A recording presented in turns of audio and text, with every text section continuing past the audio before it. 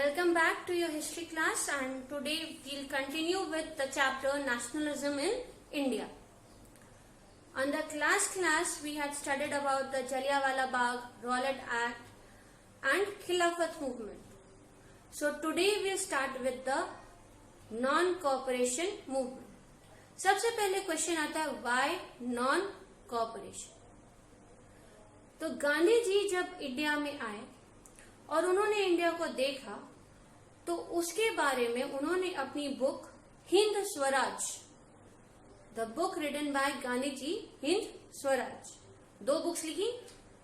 एक हम पढ़ते हैं माय एक्सपेरिमेंट्स विद ट्रुथ और एक है हिंद स्वराज. उसमें उन्होंने मेंशन किया कि ब्रिटिशर्स इंडिया में हैं क्योंकि इंडिया से उनको बेनिफिट है. वो इंडिया में ट्रेड करते हैं, पैसा कमाते हैं, इंडिया से उनको पूरा सपोर्ट मिलता है. और अगर उनको नुकसान होने लग जाएगा, और नुकसान कब होगा, जब इंडियंस उनको कोऑपरेट नहीं करेंगे, तो वो अपने आप इंडिया को छोड़ के चले जाएंगे. तो उन्होंने कहा कि नॉन कोऑपरेशन मूवमेंट जो है वो ऐसी होनी चाहिए जो ब्रिटिशर्स को इकोनॉमिक लॉस करवाए, और इकोनॉमिक लॉस होगा तभी वो इंडिया को छोड़ेंगे. तो उन्होंने डिसाइड किया कि नॉन कोऑपरेशन मूवमेंट कैसे स्टार्ट करनी चाहिए. So how can non cooperation become a movement. तो सबसे पहले क्या था कि movement should unfold in stages. एक बारी बारी से काम होना चाहिए. पहले फर्स्ट स्टेप, फिर सेकंड स्टेप, फिर थर्ड स्टेप. तो उनका डिसीजन था, उनका मानना था कि movement should unfold in stages. क्या काम होना चाहिए? तो सबसे पहले surrender of titles. British government ने जितने भी टाइटल्स दिए थे वो टाइटल्स रिटर्न कर दिए जाए. आपको याद होगा रविन्द्रनाथ टैगोर को टाइटल दिया था गुरुदेव, उन्होंने कहा वो सरेंडर कर देंगे. इसी तरह कई और लीडर्स को, एमिनेंट पर्सनालिटीज को टाइटल्स दिए गए.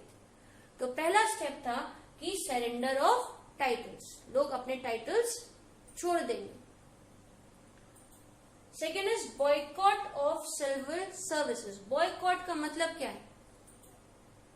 बॉयकॉट का मतलब उनसे बातचीत एकदम बंद करनी है, उनकी चीजों को इस्तेमाल नहीं करना है. So boycott of civil services, army, police, courts, legislative councils, schools and foreign goods. उनकी जितनी भी ऑर्गेनाइजेशंस हैं उनमें वर्क नहीं करना है, ना उनका किसी तरह का सामान को इस्तेमाल करना है.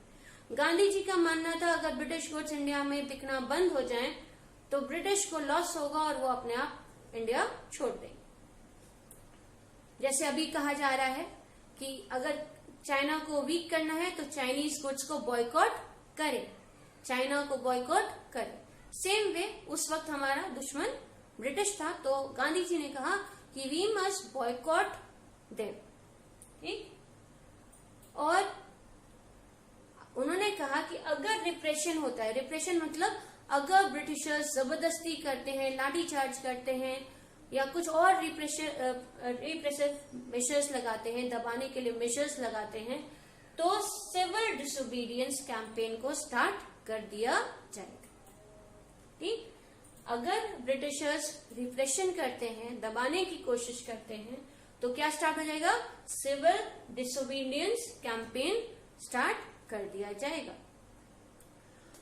और इन सब चीजों को लेके कांग्रेस के अंदर एक टसल हो रहा था, एक लड़ाई चल रही थी, एक वाद विवाद हो रहा था, क्योंकि कुछ नेता लेजिस्लेटिव काउंसिल के इलेक्शंस को बॉयकॉट करना नहीं चाह रहे थे. उनको लगना था कि उनको इलेक्शन में पार्टिसिपेट करना चाहिए, गवर्नमेंट का पार्ट बनना चाहिए ताकि गवर्नमेंट की पॉलिसीज में चेंज करा सके. और कुछ लोग कह रहे थे कि कंप्लीट बॉयकॉट होना चाहिए, लेजिस्लेटिव इलेक्शंस भी हमें बॉयकॉट करने चाहिए.